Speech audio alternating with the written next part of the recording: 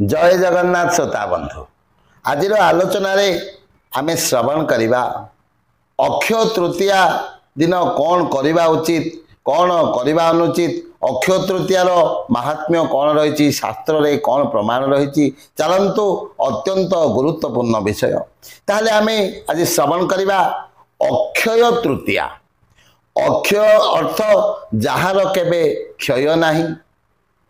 तृतीया एक पुण्यतिथि तेणु यही पुण्यतिथि अर्थात तृतीया तिथि आमे जेकोसी दान करिबा जेकोसी पुण्य करिबा जेकोसी कामर जदि शुभारंभ करिबा निश्चित भाव में यह पुण्य फल प्राप्ति करिथाए आउ कार्य हासिल निश्चित भाव होता है। ताहले अक्षय तृतीया दिन जदि आमे दान पुण्य धर्म किछि करिबा एहार 100 गुण पुण्य फल मिलता है एवं सही पुण्य दीर्घ दिन पाई अक्षय होई आम पाई रही थाए।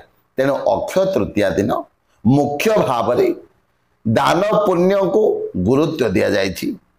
द्वितीयतः आपण माने देखंती एही अक्षय तृतीया दिन लोक माने कौन करती सुना रूपा घर को किणिकी आनती कहीं एभली करने द्वारा माँ लक्ष्मी आशीर्वाद प्राप्ति होता है। यह तो भी ठीक कथा जेहेतु सांसारिक क्षेत्र में जदि आमे विचार करवा एही अक्षय तृतीया दिन जदि आमे घर को किसी सुना आणुचे घर को किसी रूपा अलंकार आदि किणिकी आणुचे अत्यंत पुण्य जिनिस।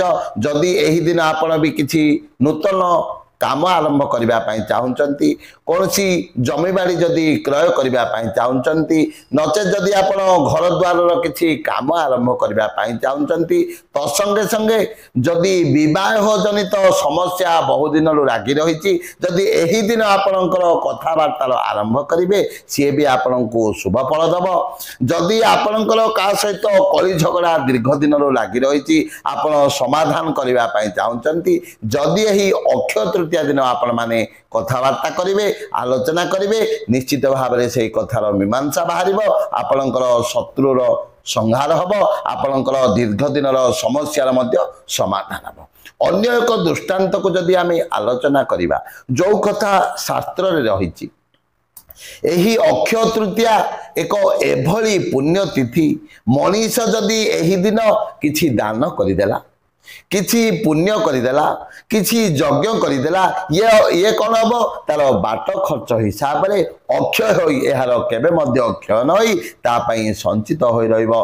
तेणु एई वीडियो माध्यम रे आपण माननकु एही कथा कहिबा को चाहे अक्षय तृतीया वर्ष को थरे मात्र पड़ी थाए ये एक अत्यंत पुण्यतिथि। तेणु एही दिन आपण माने यथा संभव कौन सी गरीब लोक को खाइबा को दियंतु जदि ब्राह्मण मान को दान धर्म करने चाहते आपण मैंने करंतु नचे किछि जदि संभव नुह आपण मैंने किछि बिस्किट चॉकलेट भी आनी पिला मानन को खाइबा को दियंतु कहीं एही अक्षय तृतीया जदि आमे जहा को भी किछि दान कले तार पुण्य फल 100 गुण आमको निश्चित भाव में प्राप्ति हेबो। कहीं ना संसार को आसीचे किछि पुण्य कर्म करने तेणु अक्षय तृतीया दिन आमे जदि किछि पुण्य कर्म कले यार क्षय न होई आम ये निश्चित भाव में पुण्य फल प्राप्ति पड़ता है। तत्संगे संगे यही अक्षय तृतीयार अनेक महात्म्य रही। अक्षय तृतीया दिन महाप्रभुंकर चंदन यात्रा आरंभ होता है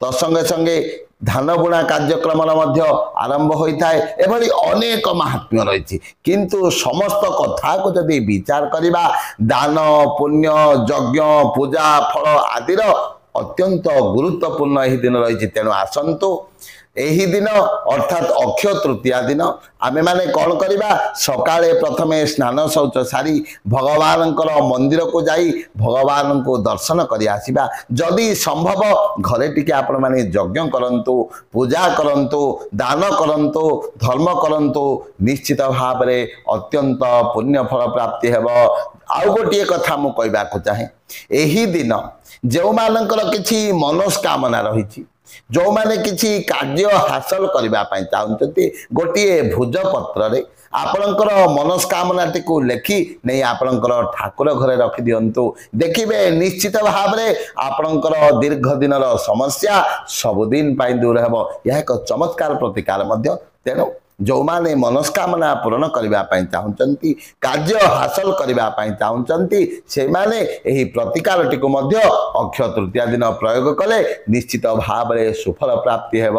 जय जगन्नाथ जय जय जगन्नाथ जय जय जगन्नाथ।